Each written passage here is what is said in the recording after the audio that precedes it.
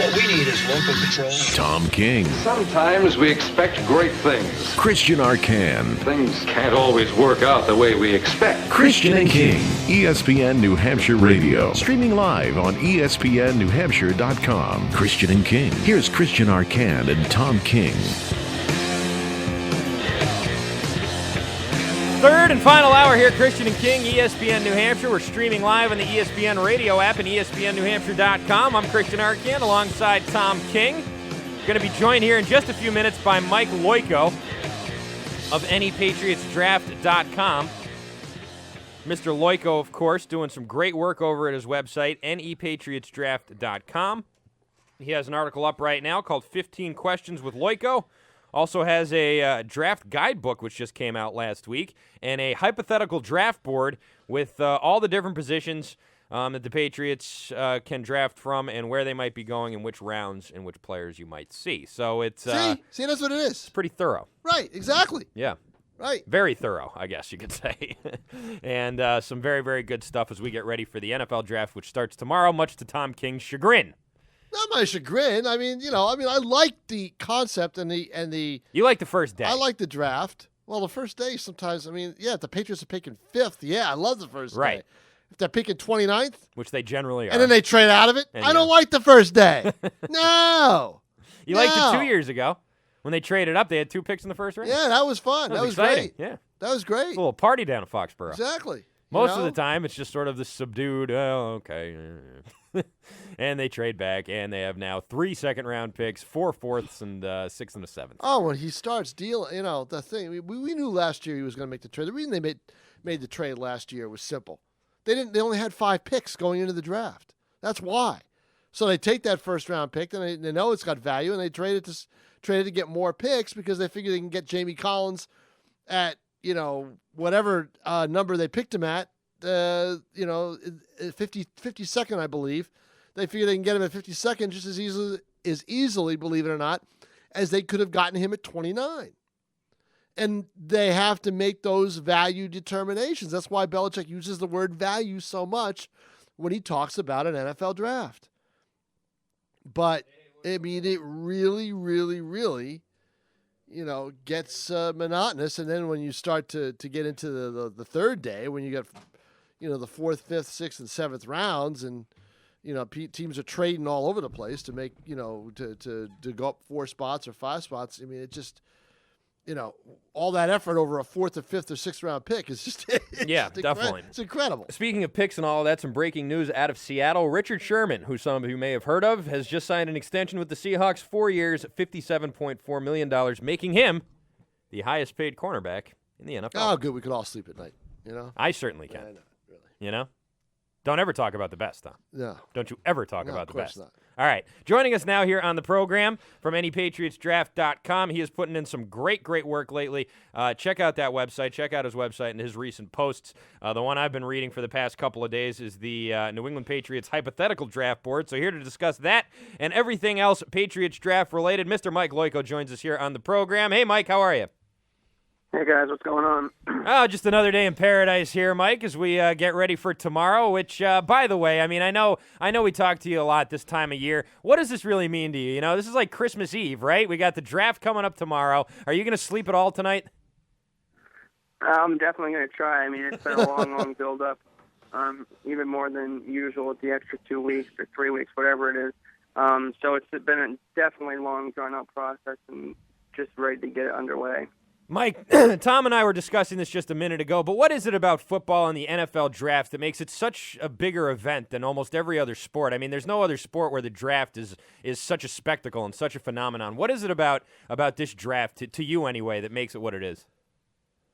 Well, I just think it's, the hope surrounding every single pick with the NFL draft. That with every pick there's a potential that it can change your franchise or that you can get a star with every pick. I mean, just look at the Patriots with the 199th pick in the draft. Turns out to be Tom Brady, and it changed your franchise. So with every single pick that gets made, you just, there's always that hope that maybe this guy is going to be the guy that turns the franchise around or makes a difference for the future. So I just think it's the anticipation You know that date, that time that your franchise is going to get a player. In free agency, you know there's the anticipation, the waiting around. Is your team going to pick up a guy? Is this guy going to sign here? Or with the draft, you know exactly when there's going to be a player coming to your team, and the potential is that guy could be, you know, a superstar. Let's start at the top with the Houston Texans, and I asked you last week about them, and you were convinced they're going to go Clowney. You know, a month or two ago, it was Clowney or Manziel, and now I think Manziel's been taken out of the picture. I think a lot of people expect him to end up as the fourth pick with Cleveland. Yeah. But will Houston still stay at number one, Mike, and pick Clowney, do you think, or do you think that they'll trade that pick? As of right now, I think it's more likely that they stay at number one. I don't think that a team's going to be willing to pay the price that they're asking for. Okay. And for me, it just doesn't make much sense for Houston to trade down. I mean, if you go down to 6 or 9, you're missing out on that top tier of players. There's really a consensus, you know, 5, and then there's another 2 or 3 players in the consensus top 7 or 8. I can't see them moving out of that. I mean, you just stay put. You take Jadeveon Clowney, and you just move on and see what happens in the second round. And he's just too good of a player. If the team's going to blow you away with multiple, you know, a first-round pick this year, a first-round pick next year, a second-round pick this year, and another pick next year, I mean, yeah, then you think about it. But unless they get a king's ransom, it makes no sense for them to move out of that spot. They have a pretty good team. This is a unique situation for them. It's kind of like a one-year wonder, similar to Indianapolis a couple years ago, where they just, you know, hit the lottery and getting Andrew Luck. They should just take the best player available and just move on. Mike, I look at a guy like Teddy Bridgewater, who was ranked pretty highly coming into this, and then had that awful pro day, and has basically sort of almost played his way or practiced his way, warmed up his way right out of the top 10. Are there other names? Are there other guys around who coming into this draft had a lot of hype and were expected to go high and have sort of played themselves out of maybe the lottery or even the first round? I mean, Bridgewater is definitely the biggest example, but you know, it's always different between what the media has portrayed and what NFL teams have portrayed. I really don't think that Bridgewater, in the eyes of NFL teams, has fallen as much as it's made out to be seen. I think he's just been, you know, even I had him in the top 10 for most of the year. A lot of people have stuck by the number 1 ranking in the draft overall, and to me, that's just ridiculous because he has huge question marks on him. I just don't think, you know, he's the best player in this draft, and people are going to live or die by that. I think he's been the biggest example. Anthony Barr slipped a little bit over the last month or so. I think his stock has stabilized a little bit, and he probably goes between 10 and 20, and I still think he's going to be a tremendous player. I think in my post the other day, I put a couple other guys that have kind of fallen a little bit. Timmy Jernigan, the defensive tackle from Florida State. His stock really is kind of fluid. You don't really hear much about him or where he's going to go. And then I guess you could even throw Austin Seferian-Jenkins, the tight end, into that mix. A couple months ago, it looked like he was a surefire first-round pick. Yep. Now it looks like, you know, mid-second round, late first, potentially that range. But you wouldn't have guessed that a couple months ago. What's the position that's strongest in this draft, do you think? Oh, it's without a doubt wide receiver. Wide receiver? If you listen to all the general managers, their pre-draft press conferences, it's a consensus around the league. Wide receiver is just as deep as it's ever been. Wide receiver deep, but yet the team here in New England hates drafting wide receivers in the first. They just don't do it. Do you see them varying? Do you see them veering away from that? Yeah, this year out of any year prior, there's no reason to pick a wide receiver this year. You're going to get wide receivers in the 4th and 5th round that you could usually get in the 2nd or 3rd round. Okay. This year, more than ever, you wait for a wide receiver unless a miracle happens and someone like Samuel Watkins or Mike Evans falls, which isn't going to happen. But you just wait and you take your wide receiver in the 3rd or 4th round, and you know, the hit rate from the first round hasn't been great in the past anyway. So it's just a tough position to project. Is there one other position like cornerback, for example, Mike? If we talk about the Patriots going for the best player on the board, their first-round pick comes up and the best player on the board happens to be a corner. Do they go there, or do they say, wait, we already sort of loaded up like this in the offseason with free agents, let's go somewhere else? I mean, what do you think would happen in that scenario? Yeah, I highly doubt they pick a corner, even if they're top guys on the board. I think the way they probably stack their board is the corners are going to be further down the board this year just because of the the positions on the team is filled. There's really no room for a first-round cornerback, even though Browner suspended the first 4 games, even though Logan Ryan might be getting moved to safety. If they pick a corner, and they very well might, I think it's probably going to be in the middle round. If you're picking a cornerback in the first round, you're projecting him to come in and play right away, play major minutes. And there's not room for that right now. This team has bigger needs on the front 7. They have offensive line needs. They have running back needs. You can't use a first-round pick unless it's a huge, huge value. And really this year there's no cornerback that stands out from the pack. I think they're very good corners. I don't think there's elite corners. So for that reason, I really would be shocked if they went cornerback in the first round. We're talking with Mike Loiko here, NEPatriotsDraft.com. Mike, sticking with the Patriots here for a little bit, what do you think was the best draft class they've had in the last 10 years or so? Which draft class really stands out to you as one that really was Belichick's finest draft class? It's tough to say without looking at the list. You probably have to. His best draft pick ever is probably Richard Seymour in his second draft in 2001, number 6 overall. But 2010 with Gronkowski, Hernandez, Brandon Spikes, Devin McCourty. That's a very strong draft. Even though Hernandez, if he could have stayed straight and on the straight and narrow, I mean that's a franchise-changing draft. Sure. And it could have been much, much better. They whiffed on Jermaine Cunningham. They whiffed on Taylor Price.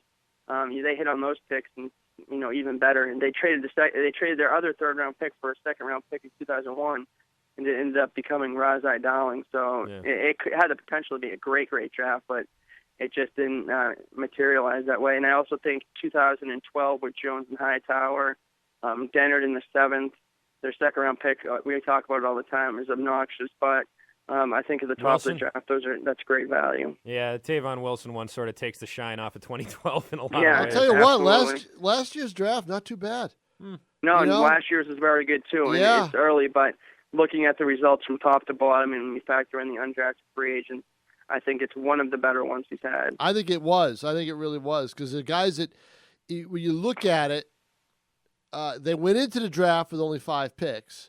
They ended up picking, I think, 7 or 8 players through trades and stuff like that. And they got guys that you talked about at one point or another during the regular season. Now, that doesn't mean as much as it could, but still, they were guys that made some kind of an impact here or there. You talked about Logan Ryan. At the end of the year, you talked about Jamie Collins. You talked about Aaron Dobson a little bit.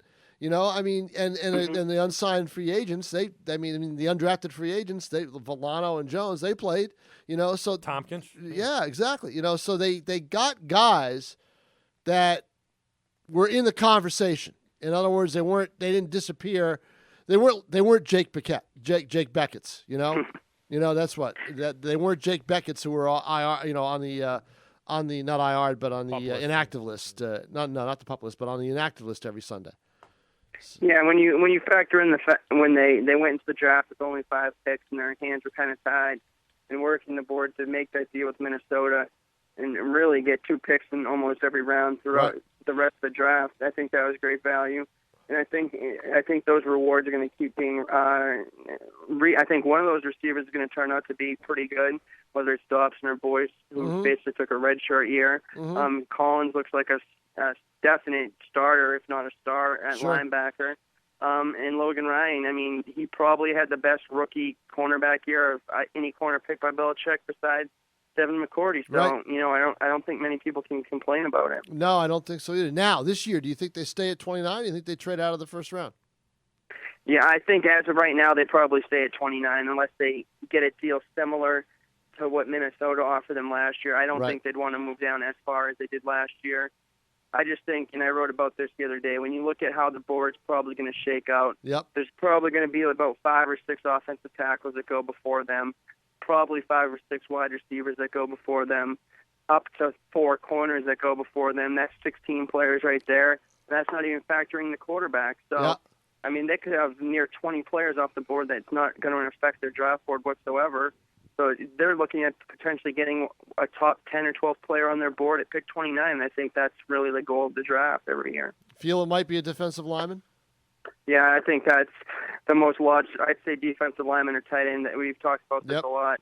I think those out of the first 2 rounds, you need at least one of those positions. You need to come out with at least one guy that can play next year. I think it's going to be tough to find tight ends later in the draft. So, when you're doing your mock, you're almost forced to take a tight end in the second round if you don't take one in the first, because it's so tough to find one after the third round. They don't need a D lineman. They just signed Will Smith. They're set, right? Yeah, well, The Fresh Prince. Well, he got no guaranteed money. He's coming off an ACL injury, so he could very well be gone just as quick as he came. And when we look at the defensive line, they lack versatility on every position on that line. They don't have defensive ends that can really stand up and play on their feet. They don't have defensive ends that can kick inside to play defensive tackle. And all of their defensive tackles just play a singular position. There's nobody that can play a 1 technique, a 3 technique, a 5 technique, and really play against the run and the pass. They're either or, and I think that's really what hurt them late in the season, especially against Denver. And I think that's their number one priority entering tomorrow. Loiko, I wanted to talk a little bit about a couple of guys on the Washington Huskies. You mentioned one of their names already, former Washington Huskies, I Last should name say. basis now, huh? It's not even Mike anymore. It's Loiko. I like that. It's a fun name to say. Loiko, you got a fun name to say. It I is. don't know why. Right, But you just exactly. do. Austin Safarian-Jenkins, the tight end, who I watched a lot this year, definitely can do a lot of great things out there. And also Bishop Sankey, the running back, who's a guy who set a lot of records this year for that team and for that school.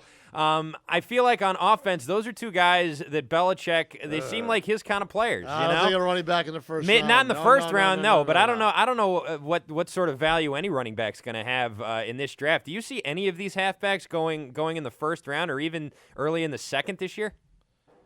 I definitely don't see any going in the first, unless it's like the last pick of this. Well, Seattle has that, unless it's maybe Denver or someone like that, and they just, the top guy on their board by far. But I really don't see it. As far as Sankey goes, yeah, I think he kind of fits what the Patriots look for. He kind of reminds me a little bit of Shane Vereen. He came out of Cal. He's probably going to go in the late second round. I don't know if the Patriots want to use a second-round pick on a running back. Yeah. But he's definitely one of my top 5 running backs. He plays an all-around game, very quicker than fast, has a good build. He's strong pound for pound. He can run inside, outside, catches the ball well. So he's an all-around back that kind of fits what the Patriots look for. But I think he might go a little higher than they would feel comfortable. How about Jenkins? Yeah, I think he's probably – it all depends on how that first round goes. I mean, I don't think that they pick him in the first round unless their board blew up on them. Potentially, if all the defensive linemen they like are off the board and Amaro's gone and no one else is there, maybe. But I think Troy Nicholas is a tight end they like. Maybe Amaro in the first round if he's there, if their defensive linemen are gone. But I think they wait to take a tight end in the second round. And from what I have heard is Troy Nicholas is a guy they like. They definitely like him more than C.J. Fedorowicz, the Iowa tight end. I haven't heard too much about Austin Safarian-Jenkins, but they have spent a lot of time with him. I'm just not sure, where he fits on their rankings. The Rams have an interesting little situation when they picked 2nd and 13th, I believe, and the number 2 pick for them. Do they go take the offensive lineman from Auburn, or do they take the wide receiver, the top wide receiver on the board? Watkins. Watkins. Yeah, I think you got to take the offensive tackle. St. Louis is always in a position where they're looking for that offensive tackle. It seems like every year they have major holes on their offensive line. And if you look at where they pick at 2 and 13. Greg Robinson, if you had stayed in school, you're talking about potentially being one of the best offensive linemen to come into the draft in a long, long time. He's going to be a special, special player. He's just a physical freak. Everything you want in a left tackle, he has. I mean, you're talking about getting like a Walter Jones potentially or a Orlando Pace type offensive tackle. And then at 13, you're going to be able to get a good wide receiver at 13, whether it's Odell Beckham or Brandon Cooks or Marquise Lee. You're not going to be able to get one of the top offensive tackles at 13 because Taylor Lewan will be gone. Jake Matthews will be long gone. Zach Martin might even be gone at that point. But I just think you can get a wide receiver at 13. You cannot get a player like Greg Robinson. At 2, yeah. Yeah, you got to take him at 2. You got to take him at 2, yep, I agree. All right. We're talking with Mike Loiko. Mike, before we let you go here, obviously I think part of the reason why the NFL draft is so big and important is because it's important to every single team in one way or another. But what teams this year is this draft going to be more important to than maybe some others? I think St. Louis, we just talked about, hugely important for. If they take a quarterback in the first round, that's the end of Sam Bradford in St. Louis. That's a team that needs to have a good draft. With 2 first-round picks, this is the end of the rewards they got from the RG3 trade. And, if they're not in the playoffs by the end of this year and Sam Bradford's still stinking, then really what good was that trade? Because, you built some depth and you have decent players, but you still don't have a quarterback and you still aren't in the playoffs. So, hindsight's 20/20, but that trade, I guess, probably doesn't work out for you as good as it has. And I also think Cleveland is very important for. People want to knock Mike Lombardi a lot, but he left the Cleveland franchise in a pretty good situation. He really took the Colts GM Ryan Grigson to the woodshed twice last year, right? Basically stealing their first-round pick for Trent Richardson, and the Colts gave up a 4th-round pick for a defensive tackle that really didn't do much for them last year. So Cleveland's in a great position with a ton of draft picks, and it needs to be a franchise changer for them. You think they go Manziel? No, I don't. Jay Glazer is never, ever wrong. And if he says they're not going Manziel, they aren't going Manziel. I think Manziel goes 3 to Jacksonville. I heard a long time ago that that's where they wanted to go. I heard a long time ago that Cleveland had orchestrated a trade to try to move up in front of Jacksonville. This was back when Michael Lombardi was the GM of the Browns. That they were trying to move up ahead of Jacksonville to get Manziel. I think they played their cards very quietly and coy, and I think that's where he ends up, and it might be a shock to someone draft day, but if he doesn't go to Jacksonville, I think he goes to Tampa, and either way, he's playing football in Florida next year. Okay. You're wrong, by the way. Jay Glazer's been wrong 2 times just this year. Once was about Richie Incognito, and the other time was about that Fritos sub that they have at Subway. That thing is disgusting. Oh, it's not that good, is it? It's Oh, just, no, I really was going to get one. It's seriously awful. It's it like one of really? the worst Okay. pieces of crap I've ever eaten in my Oh, life. boy, all right. And it's not just because Quiznos is a sponsor of this program. Right. I really didn't like it. Mike Loico, thanks so much. Great having you. Have an awesome day tomorrow. I'll be following your tweets very closely, and everybody else should too, at NEPD _Loico. Talk to you later, and have a great time tomorrow, all right? All right, guys. Thanks a lot. All right, Mike. Mike Loico there. Check out his website, nepatriotsdraft.com. We'll have him on next week to evaluate the draft. Right, and follow him on Twitter at NEPD _Loico. That's LOYKO. We'll be talking with him a lot in the next couple of weeks, I'm sure. All right, 603-883-9900. That's your phone number, 883-9900. Text line running at 50352. Everything's on the board here for the rest of the show. Give us a call. Shoot us a text message. We can talk Bruins, Canadians. We can talk draft. We can talk the Red Sox and their walk-off win in 12 innings last night if you want to. All of that is on the table here. It's Christian and King, and we're back after this. Attention homeowners. Quicken Loans has some important information regarding the U.S. government's Home Affordable Refinance Program, or HARP. We've told you about HARP in the past, and nearly 3 million homeowners have already taken advantage of this money-saving program. But there are so many more of you who could be saving hundreds of dollars every month on your mortgage. Quicken Loans is here to help you save your money. The home loan experts at Quicken Loans fully understand the HARP guidelines. We'll work with you to understand your specific circumstances and strive to find the financial solution that's best for you. Then, we'll guide you through each step of the mortgage refinance process to make sure it's both simple and easy. If you weren't HARP eligible in the past, new guidelines could mean that now you are. Give us a call, and we'll give you a Quicken Loans mortgage review. It's simple and easy. To learn more, call 800-QUICKEN or go to QuickenLoans.com for a mortgage experience that's engineered to amaze. Important terms and conditions apply. Call us for cost information. Equal housing lender. Licensed in all 50 states. NMLS number 3030. I commute from Schenectady to Manhattan. It's about a 6-hour round trip. But it's cool. My family loves Schenectady, and I love books on tape. It's a lot of time to spend driving alone. On the other hand, Schenectady is really close to the highway, so... Life is a long drive. Make sure your car is along for the ride. Mobile Super Motor Oil is formulated to help prevent sludge and protect against wear. Mobile Super, for long engine life. Share fresh-picked flavors at P.F. Chang's with our new Chef Seasonal menu, featuring inventive new dishes and handcrafted cocktails, like our new Pink Cherry Cosmo. Fall in love with our lemongrass chicken spring rolls, inspired from Vietnamese street fare. Or try our Asian twist on carnitas with the sweet and spicy Chino Latino pork, wok-fired and served with vibrant pineapple salsa. Your local P.F. Chang's is the perfect place to celebrate Mom. Make your Mother's Day reservations online at pfchangs.com. See you soon. ExpressMed offers urgent care for injuries or illnesses that need immediate attention. ExpressMed's board-certified physicians and clinicians are experienced in providing outstanding urgent medical care at a fraction of the cost of an ER visit. ExpressMed is conveniently located at the Executive Health and Sports Center with easy access to and from Manchester, Bedford, Londonderry, and Merrimack. No appointments are necessary to ExpressMed, but they recommend calling ahead. ExpressMed welcomes all major health insurance, but remember, urgent care is not a substitute for primary care and preventative services. ExpressMed, better care for less. I love you, son, so it hurts when you say I hate you. I'm your mother. I'm tired of you disrespecting me when you don't get your way. I work hard to make sure you have everything you need. I should be able to ask you to get out of bed in the morning without a fight. So from now on, things are going to be different. I ordered the Total Transformation Program. We're not going to scream and fight anymore. I'm going to tell you what to do in a different way, and you're going to do it. You're not going to call me ugly names anymore, and if you do, you're going to get consequences that'll keep you from calling me ugly names. We're not going to do things your way anymore, son. We're going to do things the Total Transformation way. Get the Total Transformation free. Just order the program, tell us how it works for you, and you can keep it for free. Call 1-800-715-4971. That's 1-800-715-4971. Call now. 1-800-715-4971. That's 1-800-715-4971. Is a sports injury keeping you out of your favorite class or your student athlete on the sideline? If so, come to New Hampshire Orthopedic Center, where we keep bodies in motion.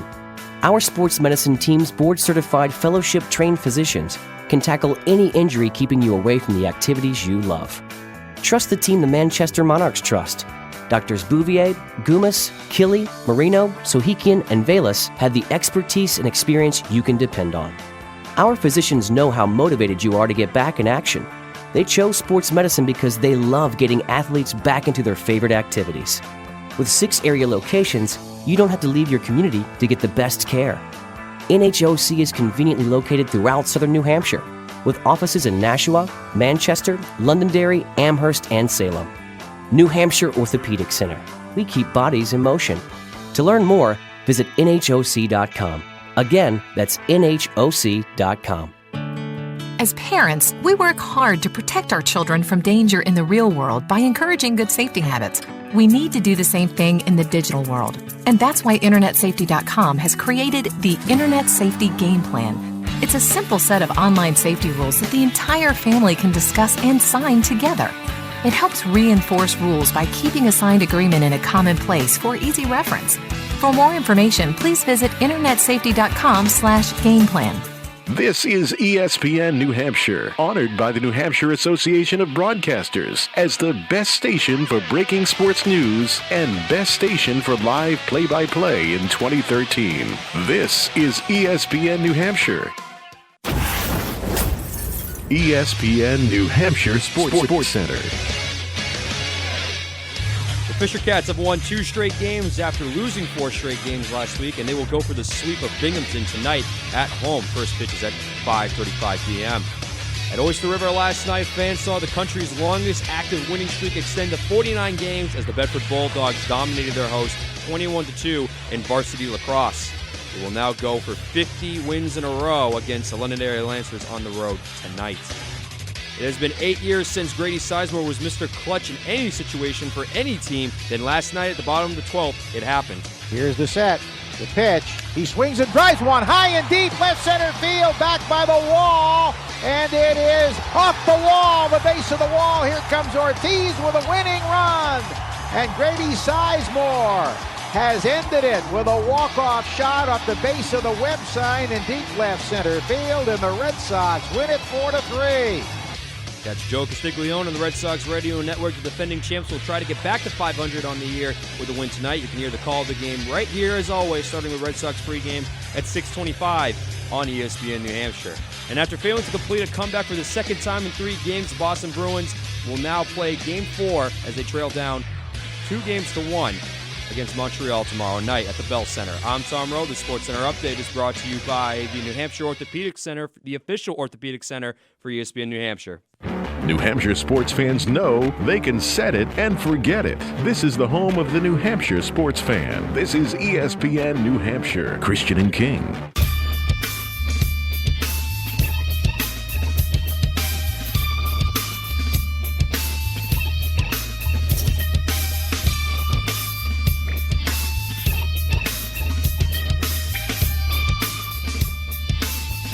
603-883-9900, your phone number, 883-9900. You can shoot us a text at 50352. We did not mention the Red Sox yet today, so I would like to point out that Felix DeBron had a decent start yesterday, not a great one, but good enough to get the win in 12 innings. So good on you there as the Red Sox don't make it a 2-game losing streak and actually have a chance to get up to 500 today. So what do you know? You ought to pitch well against the National League team. You think, yeah. And he did. Yeah. Red Sox right now 16-17. They're a game and a half back on Baltimore, who's 16-14, as well as the Yankees, who are 17-15. A lot of mediocrity here in the AL East so far to start the year. In fact, I mean, there's really nothing between Baltimore 16-14 in first place, Tampa's 15-18. Everybody's just about the same. In the Central, Detroit's way out ahead. In the West, I'd say Oakland is looking good right now, but they're not way up on anybody except for Houston, who's 9 games back already. The NL East is the same sort of mediocre cluster. It's so early you can't even look at Steelers. Yeah, but it's funny how the East, Central, and West are sort of mirroring each other, if you think about it. Right now, I mean, I know it's early on, but look at it. In the AL and NL East, every team is about 2.5 games, I think, separates first and last. In the Central, there's one team that's way out ahead of everybody else, and everybody else is pretty much stuck in mediocrity. And then in the West, there's one team that's a little bit better. Everybody else is right around there, and there's one team that's way at the bottom, Arizona and Houston. Right. And in the Central, it's Milwaukee way out ahead of everybody in the NL, and Detroit in the AL. Yeah, it's interesting. It's just funny how that's sort of the same in all three. Anyways, Felix DeBron last night, pretty good start. You know, It wasn't the most even start he's ever had. I wouldn't say that. He didn't end up getting the decision either. That went to Craig Breslow, who got the win there. Felix DeBron, 5 1/3, 5 hits, 1 earned, 3 walks, 3 strikeouts. You know, not exactly setting the world on fire, but I'm happy that he only gave up 1 run in 5 1/3. And Burke Badenhop. Say what you will about Burke Badenhop, but he came in through an inning and 2/3 of scoreless baseball before Junichi Tozawa came in and blew the save. He had a bad outing, maybe his worst outing so far this year, going 1 inning, giving up 2 hits, 2 earned, 1 walk. Koji came in, bailed him out of it best he could. And then Andrew Miller and Craig Breslow combined for 3 innings of almost no-hit ball. And that's ended up being the difference there. Now, as far as the offense goes, Napoli and Sizemore drove in all 4 of the runs combined. Napoli with his double in knocking in 2 runs. Well, that was, I believe, in the 3rd inning, and then no one really did anything again until we got to the 12th inning, and Grady Sizemore drove in the game winner. So that's where the Red Sox are right now. They're back at it again tonight with a chance to get back to 500. The pitching matchup, Jake Peavy going up against Mike Leake, and there you go. It's ought to be a good game for Peavy. It's the Reds. The National League team, you know? Mm-hmm. Not used to, they don't see you. You know, they're I always say National League team has 7.5 hitters, but, you know, obviously the pitchers aren't. Right. They get to use the DH, but still their DHs aren't. National League DHs aren't even that good. Yeah, but the Reds have a good lineup. Yeah, the Reds do have a good lineup. Votto, Phillips, Jay Bruce isn't in the line. He's hurt right now, but Ludwig, you know, Schumacher, those are some good players. Yeah, but I still feel that they don't. It's just different. You know? It is. It's different. It's different. So, you know, that's. Any Yankee thoughts before we get off of baseball? Kuroda pitched good last night. They needed something from Kuroda pitched good last night? Kuroda. They needed something from Kuroda last night. Why'd you turn into a Muppet to say that? I know, really. Kuroda. Hey, Kuroda did really good. Brian Roberts. Have you seen that commercial, by the way? It's an ESPN commercial with the Swedish chef. And he's in there in line at ESPN, and Henrik Lundqvist orders from the chef, and no one else can understand what the chef's saying. And the chef's like, derba, derba, derba, derba. You know that guy with, and Lundqvist is like, oh, he's saying that the specials today are hot dogs and this, that, good. Whatever. Make a freaking save, Lundqvist, and maybe I'll laugh at it next time. And then one guy goes up and he goes, can I have a hamburger? And the chef is like, you got dragon burger. Make a save when it counts, Lundqvist. That's funny. Anyways, you know, stand on your head and steal a game for once in your career. How did Kuroda had a good start yesterday? Yeah, he did. He had a good start. I'm trying to find out. He didn't win the game. It was tied when he. Again, they're in L.A. They're in Anaheim. Right. Okay. Anaheim. Yeah. Yes, so that would be pretty good start for Kuroda. 7 2/3 innings, 5 hits, 3 earned, 1 earned. Did Chicago end up winning that game in Minnesota last night, or did Minnesota in the hockey, or did Minnesota win? I think Chicago won, but you know what? I don't know. They were down when I turned it on, I thought. No, Minnesota won. Minnesota came won? back. Yeah. So it's 2-1. That series is 2-1 now? Yes. All right. Okay. Chicago leads at 2-1. 2-1. All right. Interesting. Oh, wow. Yeah. Minnesota won 4-0. Ooh, not a good showing by Chicago. No, I didn't catch any of that game. I missed the whole thing. I saw a little bit of it. Yeah, they routed them. Yep. At the XL Center last night. Let's see. How did this one happen? Wow. It was Jeez, scoreless Corey after Crawford. 1. Scoreless after 1. Corey Crawford, 14 saves. Ugh. Yikes. Ugh. That's they must have been going high glove. I guess so. If you want to, geez, that's bad. Good Lord. 14 saves. That's it. That can't be it. Maybe that was just it in the first period. No, I think that was it. It was scoreless in the whole game. It was scoreless after 1. There wasn't very much shooting going on. There must not have been after that. Nope. Hold on. That can't. Could that really be? Yeah. Wow. 17 shots, 3 goals, 14 saves, and one of them was an empty netter. Corey Crawford made 14 saves. Brizgalov of Minnesota, 19 saves. That is a defensive struggle right there. It is. And you would think that the Blackhawks would win a game like that, wouldn't you? Oh, they were the in between periods. They were talking about how Chicago was just playing so well in that first period. Right. Then Minnesota scored, and that was it. You know, they scored one. They scored all 4 goals in the third. In the third, yeah. That's crazy. I know. I don't know what it is with these third periods in this playoffs, but man, there's been teams are tired. I guess. I think some teams are tired. Some teams are reaching back. Bruins have been reaching back in the third periods. Be nice if they could, get a nice start going in the first or second periods. Mm-hmm. In fact, that would be really terrific because I would love to see this team play with a lead. Have they played with a lead yet? Game 2? Yeah, late in the game. The very end. Yeah, late the in the very game. end. They played about 6 minutes with the lead in this whole series. They haven't played. Yeah, I know. How are you supposed to beat the Montreal Canadiens if you don't ever play with the lead? Interesting comments by our guest about Therrien, about how tactically he's not that great. Right. And usually when you have a coach who's tactically not that great, you usually clap. It's clap. You clap. The clap. You try to clap. C'est terrible. You try to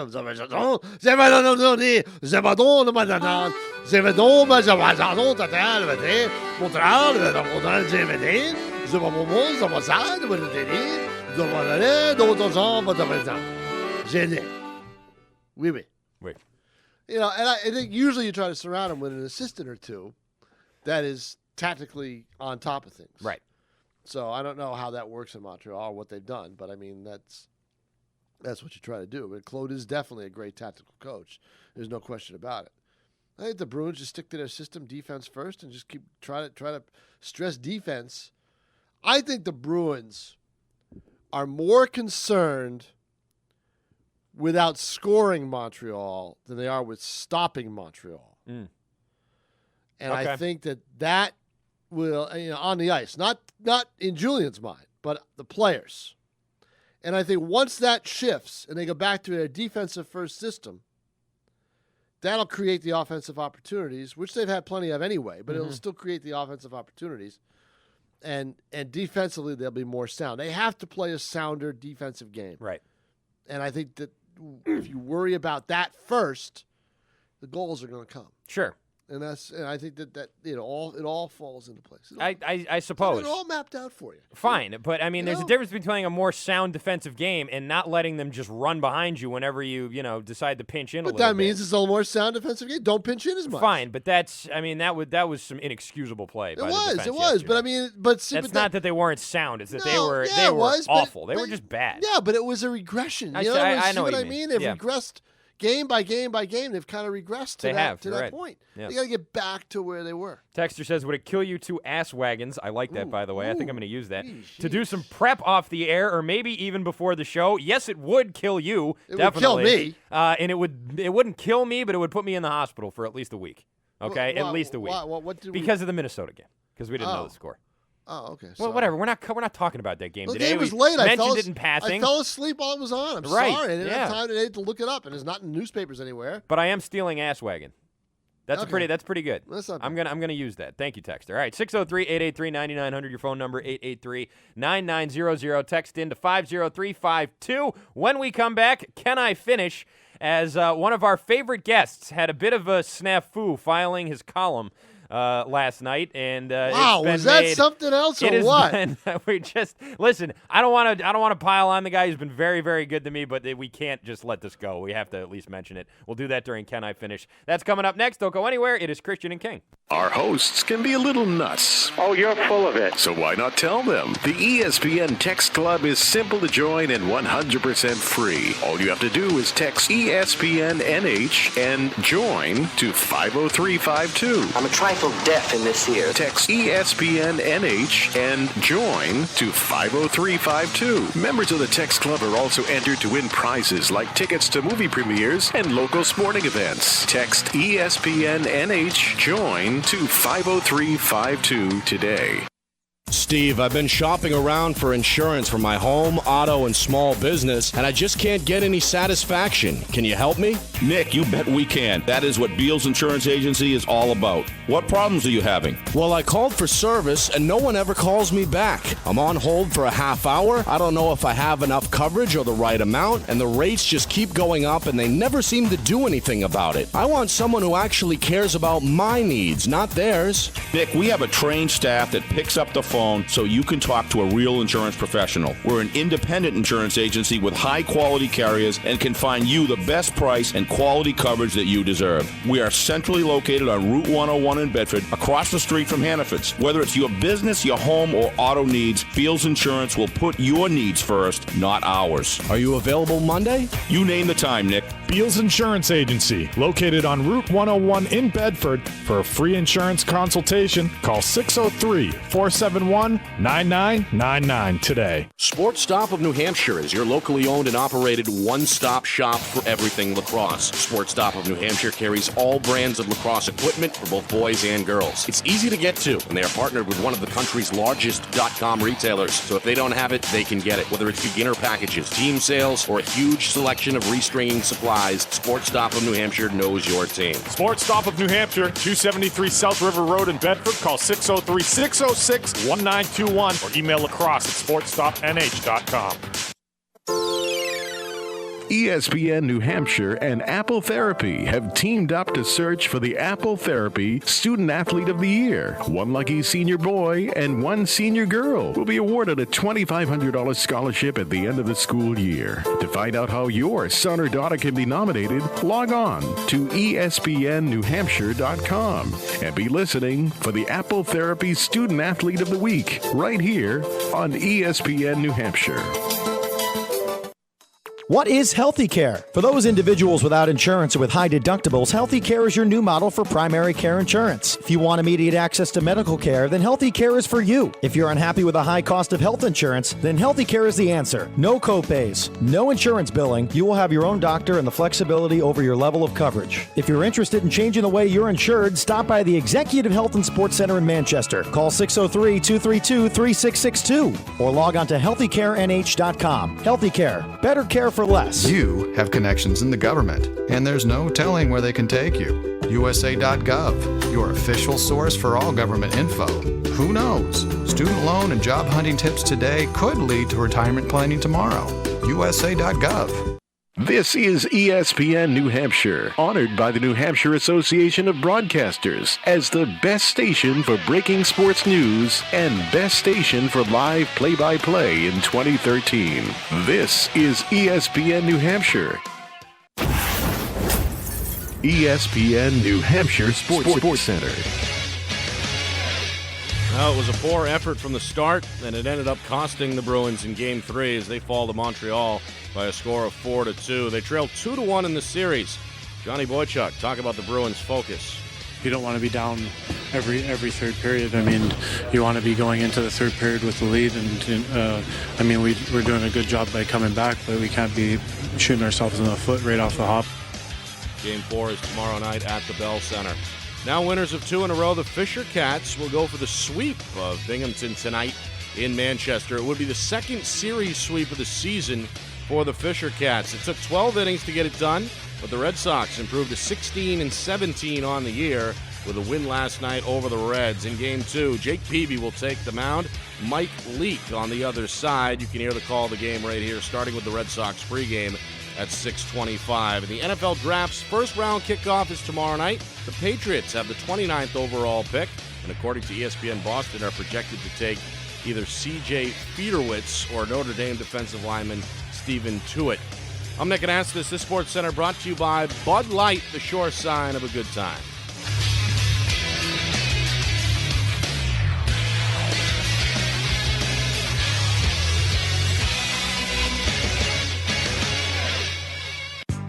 Local sports talk for the New Hampshire sports fan. This is ESPN New Hampshire. Christian and King.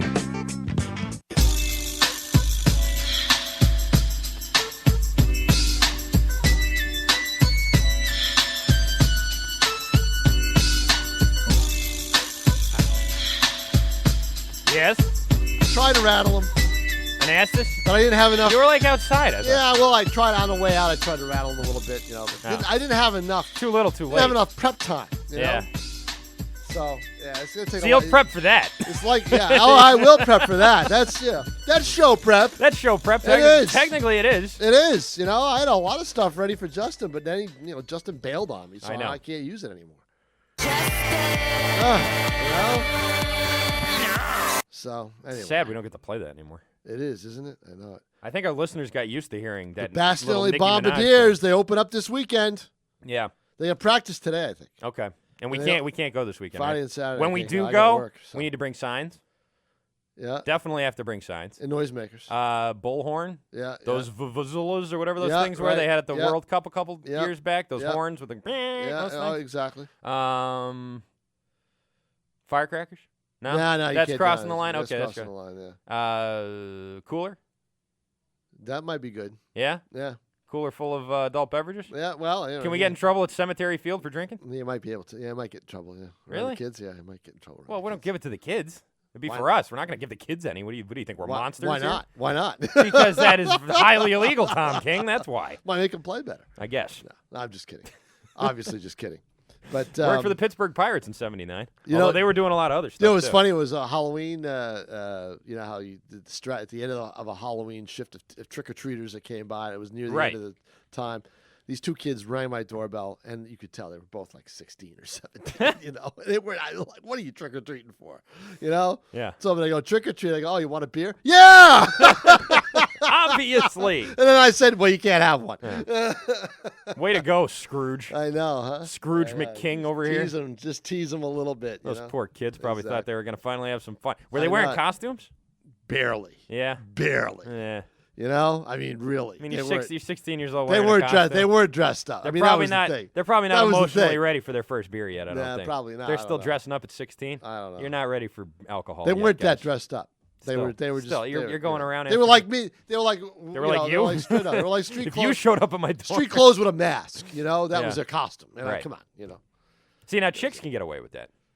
On Halloween, all a girl has to do is wear the sluttiest thing she has and a little headband with ears on it, and it's a Halloween costume. Yeah, you know? it's she's like a hooker or something or whatever. Basically, yeah. I she's a guess mouse. so. Or Yeah, she's- that's true. Yeah, I'm a mouse. Oh, really? Yeah, okay. The mice in my house don't look like that. Yeah. I've never seen a mouse with boobies that big before. Have you? I don't know, but I got a mouse problem in my house. Do you really? I still have the mouse in the house. You Yeah, do? the mouse in the house. And the diva's just not dealing with Let it. me huh? tell you how smart this mouse was. Okay. All right. I took a broom and I'm smacking the mouse. You realize if there's one mouse, there's like 50 mice, right? Yeah, exactly. If you see one, there's 50 in the walls. Exactly, Okay. right. And I'm smacking the mouse, right? And, because that's all I got. Sure. I don't want to, and the mouse is lying there on the back.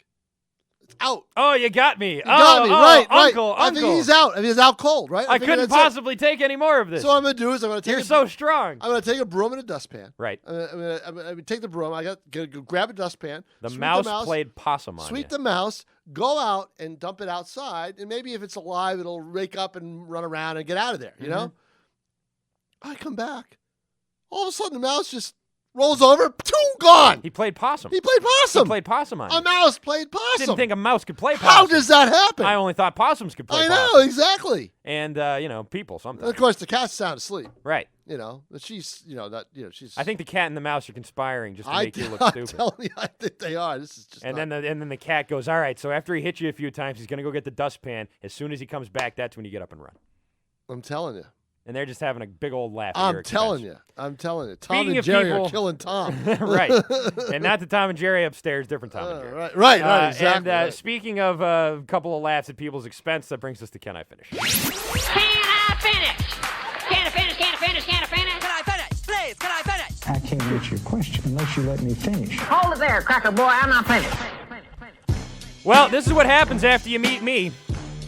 He meets telling me you, one day. curse this guy. 3 days later, all of a sudden, he's all over the place. Joe Haggerty, Curse one of the guys who's been a guest on my show since I started having a show here on weekends, my Sports Saturday show with the other Joe Haggerty, who is the reason why Joe Haggerty decided to come on, because I told him, hey, I got this guy who's also named Joe Haggerty. Come on and be on the show. And ever since then, he's been coming on almost every single week. He has been a great, great friend to this program, but we can't let him off the hook here. At 2 a.m., CSNNE ran Joe Haggerty's column, his post-game column of Game 3. Here are some of the choice lines. Patrice Bergeron, the quote is, "I didn't see it. I was on the other side of a hockey rink. Was standing there this time around," said the 13-year-old girls. "We need to do a better job of stopping that, 13-year-old girls. It definitely wasn't the effort that we want, and now we've got the results." Not sure who the 13-year-old girls were. Talking about Dougie Hamilton's play to take out Lars Eller, he wrote, "So the lack of immediate family perhaps explains Dougie Hamilton's puzzling decision to speed across the ice to take out Lars Eller. The lack of immediate family perhaps explains that." He goes on. "Subban beat Rask with one forehand move and flipped the puck into an open net for a score that totally changed the view of a goaltender's, both local and beyond." I mean, that is quite a goal. That is about as big a goal as you could possibly have. And then the best part, of course, following the Weiss goal, this is a quote, "Things really tightened up for Montreal, and it seemed Boston was once again finding their way to a third-period showdown with help of Carey Price. One would be expected as the Bruins go back to the drawing boast in Game 3, and Giardi potentially keeps along that roadway while Dan Roach isn't around to lay down his hammer on the league." Should I read that one again? No. I don't know exactly what Dan Roach did. I don't know exactly how all that happened. What happened here? Because you filed late before. You know what this is like. You've been falling asleep at your key. Or have you ever been? Have you ever been so tired filing? No, never fall asleep. No. And I filed it late at night too. But how do you explain this? Well, I don't. Because Haggerty explained it on Toucher and Rich this morning. But how would you explain it? The only thing I can think of is now, did he use the? I've never used the stuff, the voice stuff, the text to type, talk to text. Yeah. Now, is there something on TV or somebody talking in the background that might reach that and get on there? That's what I'm thinking. That's the only other way I can explain it. Because that's the only thing I could have imagined. The only other thing is some kind of computer glitch where an email winds up as part of your story, and I don't know how that could happen either. He didn't purposely type those words. Haggerty called into Toucher and Rich and said that he actually did. He said, "I think I was in some sort of dreamlike state while I was falling asleep at the keyboard and writing that because I was doing it at like 1 or 2 o'clock in the morning after being at the rink at 8:30 a.m. And not getting done with TV until midnight." He said he could not explain the 13-year-old girl's reference and that he had no idea what was going on with the Giardi and Roach references. "I hit send, I hoped for the best, and thought I'd wake up to a heavily edited piece the next morning. That was not the case." Is he throwing his editor under the bus a little bit there? I mean, I don't know. I mean, that's what it sounds like to me. I have to admit, there's a lot of times that I got to get this thing in. I don't have time to read it over. I got to get it to them, and that's it. You know, I mean. And then they edit it. They edit it now. No one edited this. No, but sometimes. And you know what? Art Martone is the guy in charge of of CSN. He knows. But I'll tell you this. I mean, I have to file a draft story on Thursday night that's going to probably only run online because the Patriots picked so late. Right. And I have the program to post it, and it'll probably get posted unedited. Unedited. Yeah. I'll have to read it very carefully. But when you read what you write, you read what you think is there. Mm-hmm. Anyway. And so that's weird. That's true. Anyway, Haggerty's getting crushed today. Hags, we still love you. Oh, yeah. I'd love to. Yeah. I mean, I don't know how that, I don't know. I mean, I got no explanation. But I'll tell you what. I think it's more likely it was one of those talk-to-text things than that he was falling asleep and just started hallucinating and typing those things. Well, either that or background noise or whatever. Or something, I don't know. And here's the thing. Typos can be very dangerous. Oh, yes? My worst typo was when I started out with the Weymouth News and Braintree Foreman. It was a game between Weymouth and Braintree, so it appeared in both weekly papers. Oh, good. And I was talking about, in the lead, the play of the game. Yeah. I left the P off. The lay of the game? And it was in caps, the lay. Who was the lay of the game? I mean, I don't know. Not bad. I know it. So, boy, did I get a lot of guff from my coworkers in that one. I'd imagine. I was a college kid at the time. But it didn't land you on Deadspin, unfortunately. There was no Deadspin back then. So. And I'll say this, by the way. He said it's great to get on Deadspin. We've been on Deadspin. I know. We've been on Barstool Sports. We came out okay. That's because it wasn't really because of us. But still, that's the way it works. Anyway, I want to say thanks to Andrew Berkshire of HavesEyesOnThePrize.com for joining us in the first hour. And thanks, as always, to Mike Loico for joining us to talk some NFL draft. The Jim Sensabella Show is coming to you next. For Tom King, I'm Christian Arcand. We're out of here. Later.